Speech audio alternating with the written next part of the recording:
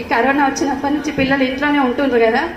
అమ్మ మీరు పూజ చేసుకుంటే ఎట్లా దేవునికి దండం పెడతారు రోజు. ఎందుకంటే మనతో అయినంత మట్టుకు మా ఆయన అంటే ఎట్లా ఒక భక్తుడే అనుకోండి.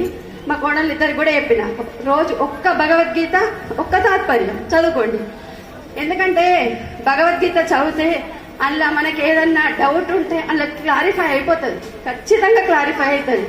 ఆ భావంలో మీరు ఏదన్నా శ్లోకం చదువుకోండి, ఏదన్నా ఒక్క భావం చదువుకోండి.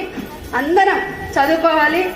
తర్వాత మనం ఏ పని చేసినా కూడా సార్ కూడా అదే అన్నారు, నేను మబ్బులో లేసి 2 శ్లోకాలు నేర్చుకొని ఏ పని చేస్తున్నా అదే మన్మనాభావం తిరుగుతుండే అని చెప్తుండే.